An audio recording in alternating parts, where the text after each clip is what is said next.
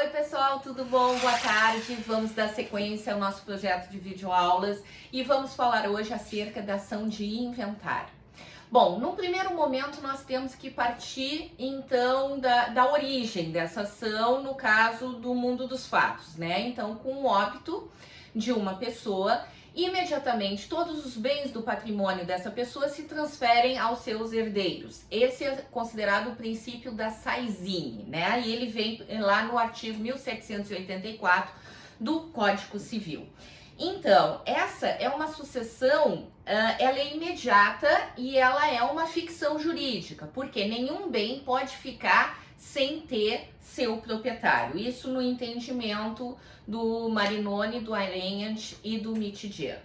Muito bem, o procedimento de inventário, eu já disse que é um procedimento especial, mas ele pode se dar de duas formas, judicial ou extrajudicialmente. Qual é a finalidade? A finalidade do inventário é trazer a totalidade dos bens e direitos do decujus, saldar as dívidas que eventualmente ele possua e, por fim, partilhar esse patrimônio restante. Muito bem, existem exceções em que não há necessidade de inventário, tá? São poucas. A regra é que haja necessidade do inventário. As exceções que não haja necessidade do inventário, duas delas vêm previstas no artigo 666 do CPC, que diz que não há necessidade de inventário ou partilha os casos previstos na Lei 6858 de 1980. Independerá de inventário ou arrolamento de bens. Se tu vai buscar a 6858 de 1980, tu tem lá no artigo 1º, eu vou me permitir ler. Os valores devidos pelos empregadores aos empregados e os montantes das contas individuais do Fundo de Garantia do Tempo de Serviço e do Fundo de Participação PIS/PASEP, não percebido em vida pelos respectivos titulares, serão pagos em cotas iguais aos dependentes habilitados perante a Previdência Social ou na forma da legislação específica dos servidores civis e militares e, na sua falta, aos sucessores previstos na lei civil indicados em alvará judicial, independentemente de inventário ou arrolamento. Então, esse é o primeiro caso que vem previsto no artigo 1º da 6858.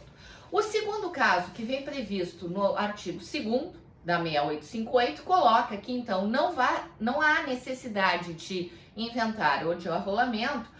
O disposto nessa lei, então, a 6858, que não há essa necessidade, aplica-se às restituições relativas ao imposto de renda e outros tributos recolhidos por pessoa física. E não existindo outros bens sujeitos ao inventário, e aos saldos bancários e às contas de cadernetes de poupança e fundos de investimento de valor de até 500 obrigações do Tesouro Nacional. Bom, aqui eu tenho dois pontos, né? É a restituição do imposto de renda e os saldos e as contas de cadernetes de poupança até o valor de 500 OTNs.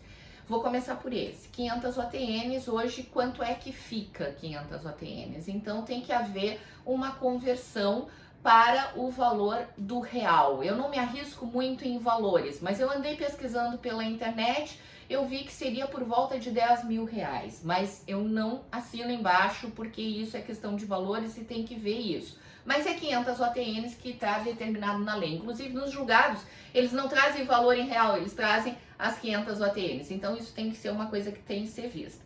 Agora, quanto à restituição de imposto de renda, isso aqui sofreu uma alteração. Sofreu uma alteração com base no Decreto-Lei 2292 de 86, que no artigo 13 dispõe que não serão mais compreendidas as restituições do imposto de renda dentro dessa sistemática da 6858.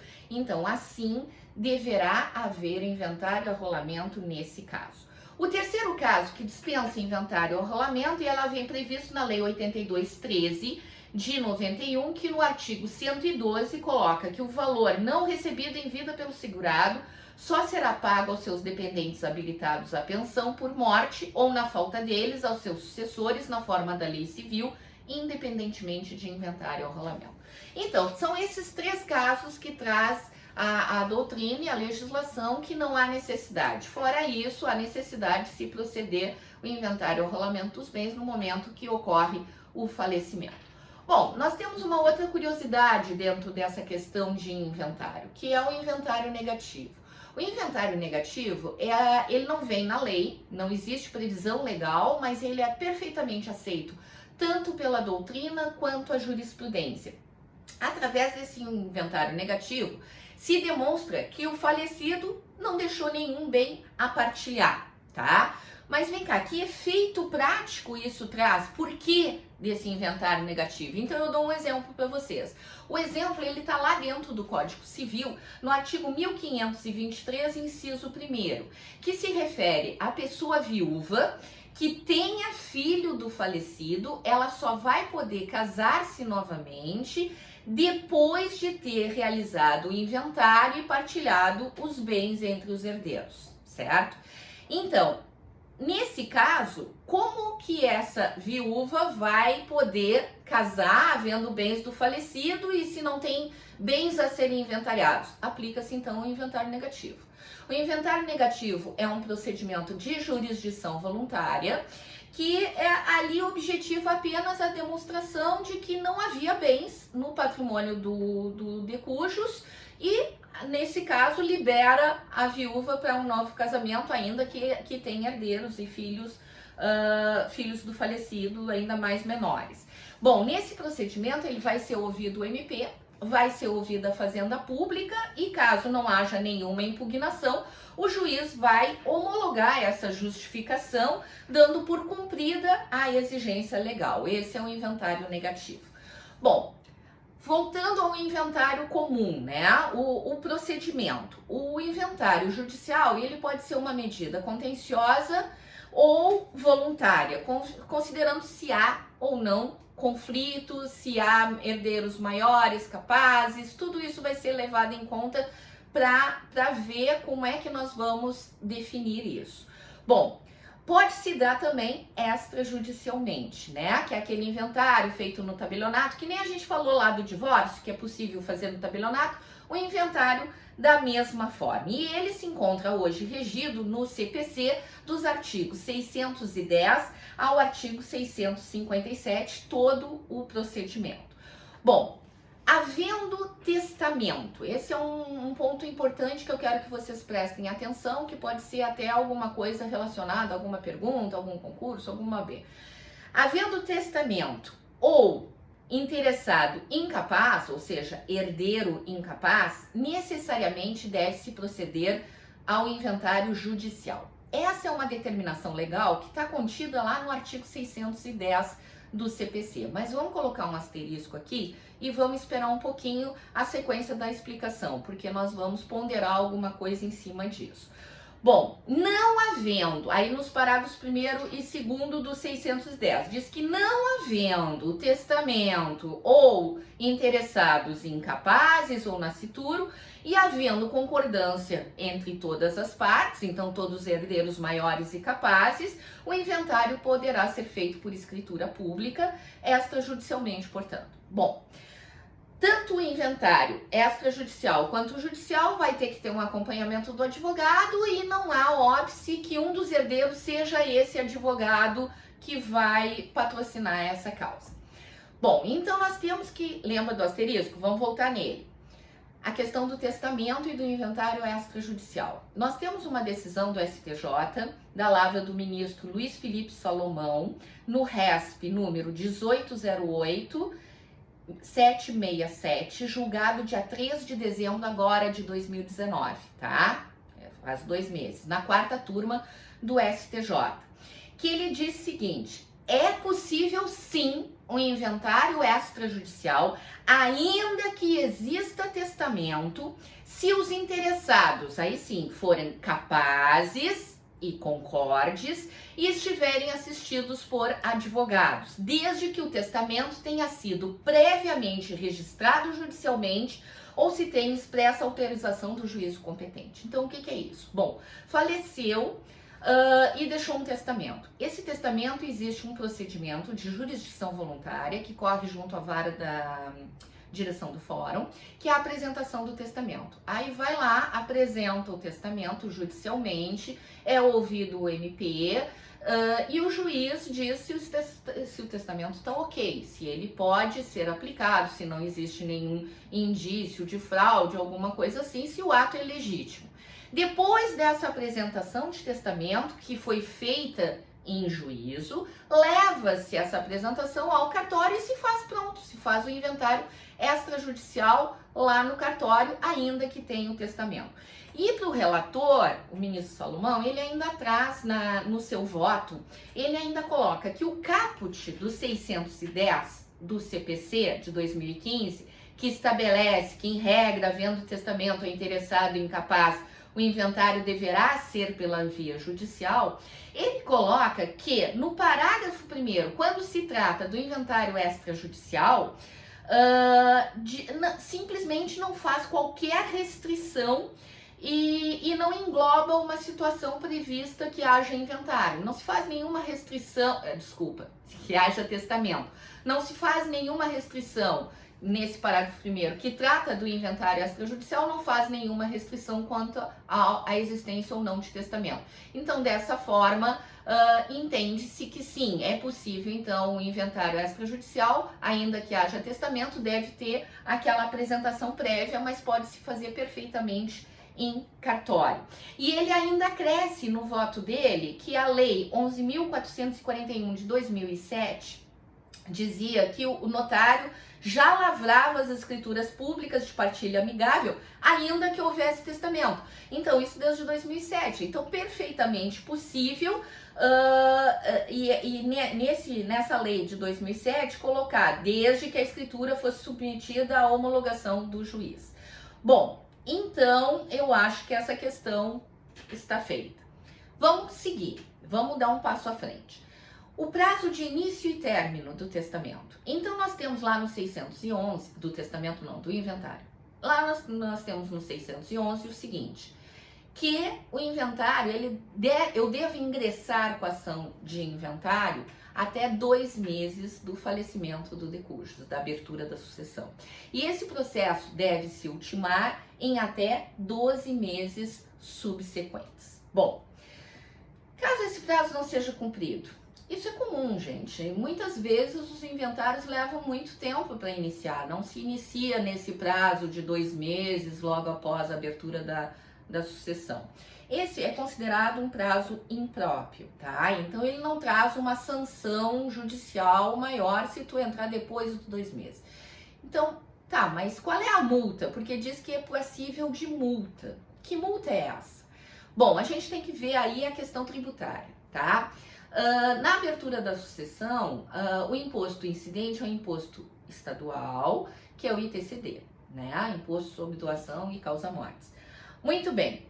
Qual é essa multa? Essa multa seria a possibilidade que o Estado membro, que é o sujeito ativo desse tributo, do ITCD, ele pode, através de lei específica, determinar que caso passe desses 2 meses para a abertura do inventário sem a proposição do mesmo, o ITCD sofra um acréscimo de uma multa por descumprimento de uma obrigação acessória. Então, a obrigação acessória seria dar ingresso a essa ação de inventário. Caso a parte descumpra, ela pode ser sujeita a uma multa em cima do valor do ITCD que ele deverá pagar.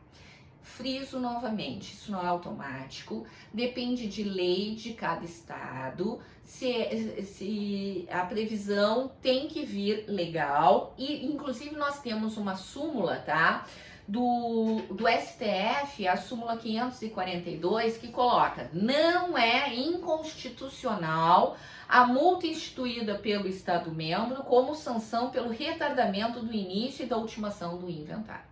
Então, essa questão também já fica colocada. Só tem mais um detalhe que eu quero falar sobre isso. Se o inventário retardar mais do que os 12 meses e foi verificado que isso se deu por culpa do inventariante, é possível, com base no 622, inciso 2º do CPC, a remoção desse inventariante. Bom, na sequência, é um processo, ele deve vir com provas documentais do óbito, da certidão de nascimento dos herdeiros, das certidões de registro, dos bens, dos extratos. As provas são documentais que são juntadas ao inventário. Caso haja uma necessidade de provar alguma coisa que a parte não possua documento, isso vai, no procedimento do inventário não pode ser, não é possível, porque esse é um procedimento de cognição limitada, né? Limitada àquelas provas, tipo mandado de segurança, tu tem que trazer tudo líquido e certo. O inventário é a mesma coisa. Então, caso haja alguma divergência na condição de um herdeiro, na condição de um bem, na propriedade de um bem, todas essas divergências, elas serão remetidas às vias ordinárias, tá? Em demandas próprias de acordo com o 612 do CPC. Muito bem. A questão da competência. A competência para ingressar com a ação do inventário é regulada no artigo 48 do CPC. É uma competência relativa. A regra geral é que seja ajuizado no foro do último domicílio do de cujos no Brasil, ainda que o óbito tenha ocorrido no exterior. Se ele não tiver o domicílio certo, o lugar da situação dos bens imóveis. Se tiver imóveis em vários lugares, bom, qualquer um deles. Lembra da competência shopping que a gente falou na outra aula? É isso. Bom, sem imóveis, então vai ser no foro de qualquer um dos bens móveis. E se for ausente, no foro do último domicílio. Quem é que pode requerer a abertura do inventário, a legitimidade para abrir o inventário? Bom, é quem estiver na posse e administração do espólio, na posse e administração dos bens. De qualquer sorte, o 616 do CPC enumera vários legitimados, né? Começando lá pelo cônjuge ou companheiro que esteja à época, no caso o herdeiro, o legatário, o testamenteiro, o cessionário e assim por diante. Tem um rol de legitimados ali.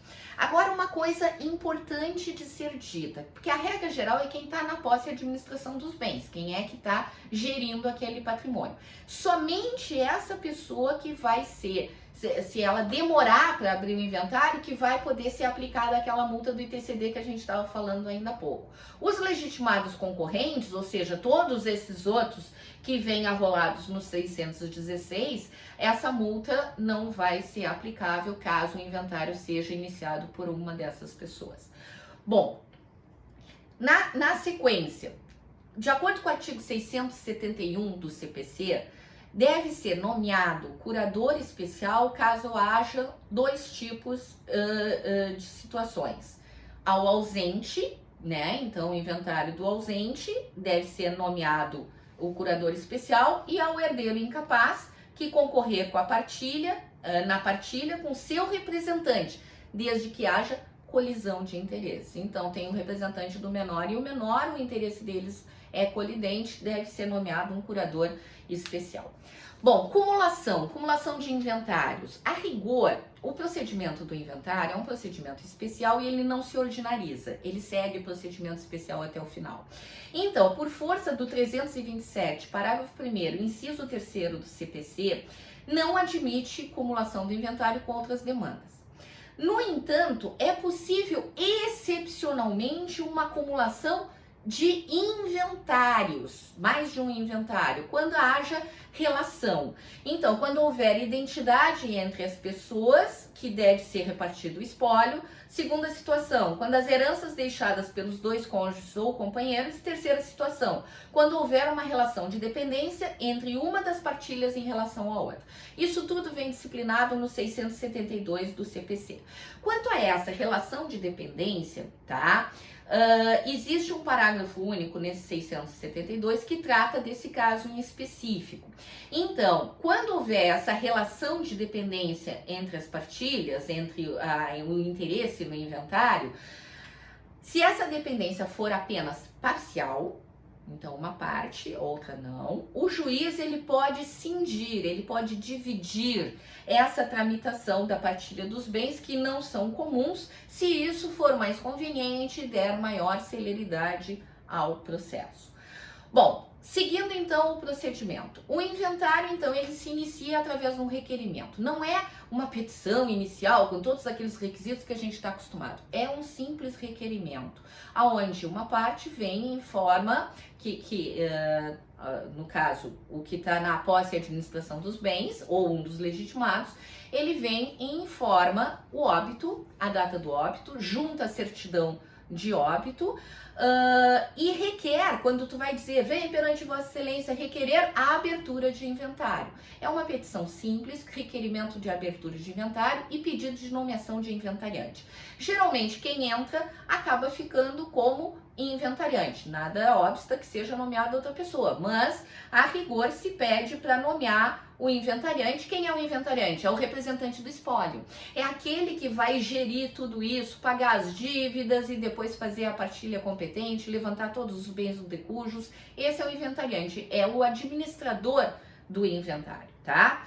Então, nesse requerimento, então, deve constar os dados decujos, a data do óbito, o regime de bens no casamento, se for cônjuge, por exemplo, ou união estável, se for companheira, qual é o regime, a existência ou não de filhos, o pedido de nomeação do inventariante, deve-se pedir aí também a JG, pode-se pedir a tramitação preferencial do idoso, caso a pessoa que está requerendo tenha mais de 60 anos.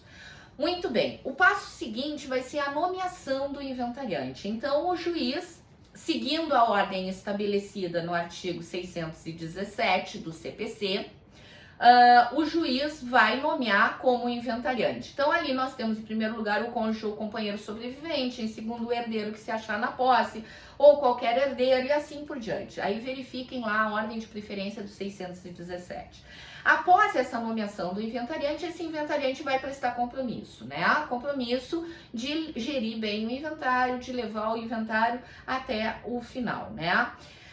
Depois de assinado esse termo de compromisso, esse inventariante ele vai possuir 20 dias, tá, para apresentar as primeiras declarações. As primeiras declarações, o que é? É uma descrição detalhada de todo o patrimônio, de todos os herdeiros, do óbito, no caso do regime de bens, se ele era casado, tinha união estável, não traz tudo, todos os detalhes, tá? Então, qualificação do decujus, data do óbito, existência ou não de testamento, que é importante para saber, a qualificação dos herdeiros, o grau de parentesco, o regime de bens, tem que se trazer também a relação total e individualizada de todos os bens, tanto a questão do ativo, os bens, quanto passivo, as dívidas, tá? Apresentadas essas primeiras declarações, serão citados todos os demais herdeiros, legatários, cônjuge ou companheiro, dependendo de quem for o inventariante, né? Porque pode ser um desses.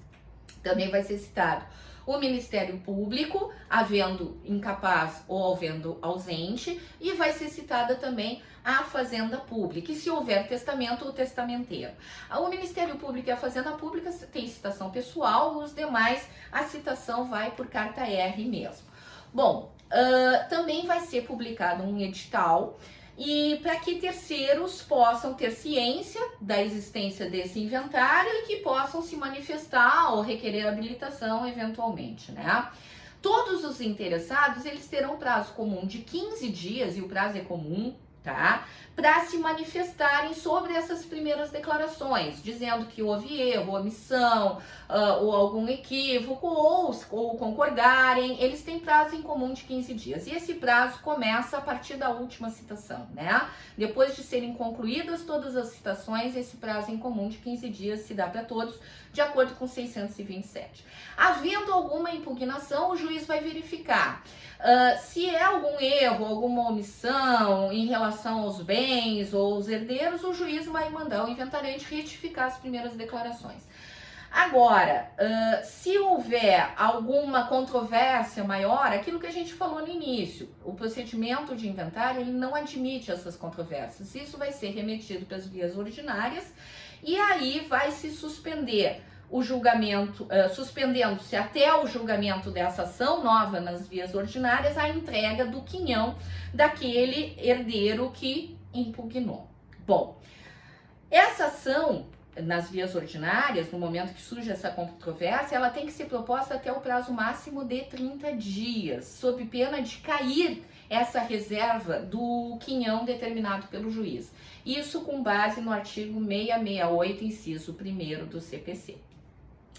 Bom, dessas decisões todas cabe agravo de instrumento. O herdeiro preterido. Bom, pode ser que um herdeiro não esteja ali nas primeiras declarações, ele não tenha sido chamado no início do inventário. Ele pode demandar admissão no rol do inventário antes da partilha, tá? Serão ouvidas novamente todas as partes no prazo comum de 15 dias e após o juiz vai se manifestar. Se houver necessidade de prova não documental, aquela questão das vias ordinárias, e aí esse herdeiro vai ter que entrar com uma ação de petição de herança, tá? Não havendo nenhuma controvérsia, o juiz vai decidir de pronto. A questão da colação. Gente, colação o que é? Quando em vida, aquele que agora está sendo o de cujus, no caso, o falecido, ele doou para alguns filhos ou para alguém alguma coisa além da sua parte disponível. A gente sabe que até a metade, 50% dos bens de cada pessoa pode ser doado para qualquer pessoa. Os outros 50% não. É a parte indisponível, não pode. Quando ultrapassa, esse herdeiro que teve essa doação além dessa parte disponível tem que trazer a colação. Significa o quê? Trazer esse bem, ou caso não exista mais o bem, trazer o valor desse bem para o inventário para que possa se acertar a questão da partilha e a questão dos quinhões, tá? Dispensam-se de colação pelo artigo 2005 do CC, então não precisa trazer doações que saiam da parte disponível, gastos ordinários do ascendente com descendente, vestuário, alimentação, essas coisas e despesas remuneratórias. Fora isso, tem que trazer o bem ou o valor do bem. Aí chega um ponto importante, que também é importante concurseiro se dar conta. Seguinte, CPC de 73, tá? Dizia que esse valor, ele tinha que ser aquele ao tempo da abertura da sucessão. Então, ao tempo da morte, tá? Para tu trazer, para equilibrar os quinhões. Entrou o Código Civil, que determinou no artigo 2004 que esse valor para colação era ao tempo da liberalidade, ou seja, ao tempo da doação. Foi 10 anos atrás, o tempo de 10 anos atrás. Então, revogou tacitamente esse artigo do CPC de 73. Agora, CPC de 2015, voltou aquela ideia que é o tempo da abertura da sucessão. E isso já foi objeto de jurisprudência do STJ, determinando que a incidência das regras do Código Civil de 2002 ou a norma prevista no 639, parágrafo único do CPC, são antinômicas entre si, colidem. Não pode ser resolvida por qualquer critério de especialidade, visto que se trata de questão complexa, que envolve direitos materiais e processuais. Assim, a conclusão do STJ, a solução deve ser obtida pela observância do critério temporal, com observância da norma regente ao tempo da abertura da sucessão. Então aqui a gente tem que ter um cuidado. Bom, ele faleceu, estava em vigor o CPC de 73, não tinha entrado o Código Civil, vale a regra de 73. Ele faleceu depois do Código Civil, vale a regra do Código Civil. Ele faleceu depois do CPC de 2015, vale a regra de 2015, porque existe essa divergência de entendimento, ou do valor dado na liberalidade, na época lá da doação, ou o valor a partir da abertura da sucessão, que é a morte do decurso. Bom, as repercussões fiscais. Após o prazo de impugnação das primeiras declarações, vai ter visto o processo por 20 dias à Fazenda Pública para se manifestar quanto ao valor dos bens de raiz, que são os bens imóveis, tá? Tá lá no 629. Bom, não havendo e estando resolvida as insurgências, o juiz vai determinar um avaliador judicial para o restante dos bens. Gente, essa aula é um pouquinho longa, eu vou ter que passar um pouquinho dos 30 minutos, senão vocês vão perder o conteúdo, mas eu já estou tentando me encaminhar para o final. Bom, as partes terão um prazo comum de 15 dias para se manifestar sobre esse laudo de avaliação. Havendo impugnação, o juiz vai decidir de plano. Muito bem. Apesar de não constar no CPC de 2015 a possibilidade de uma nova avaliação, existe essa possibilidade sim. Essa possibilidade ela tinha no CPC de 73 e não foi repetida. Mas ainda se considera na jurisprudência ser possível uma nova avaliação sempre que for necessário para real definição dos valores do bem para acertar a partilha. Após, então, a avaliação, a solução dessas eventuais impugnações, cumpre ao inventariante apresentar as últimas declarações. As últimas declarações, elas podem trazer emendas, elas podem trazer retificações, aditamentos, complementações às primeiras declarações. Prestadas as últimas declarações, são ouvidas novamente as partes no prazo de 15 dias, em comum, para... Depois disso, se não havendo impugnação nenhuma, irá se proceder ao cálculo do ITCD, que é o imposto estadual que deve ser pago de acordo com 637 do CPC. Efetuado o cálculo do tributo, serão ouvidas as partes, e agora atenção, o prazo muda, 5 dias comuns entre as partes e para posteriormente a Fazenda Pública se manifestar.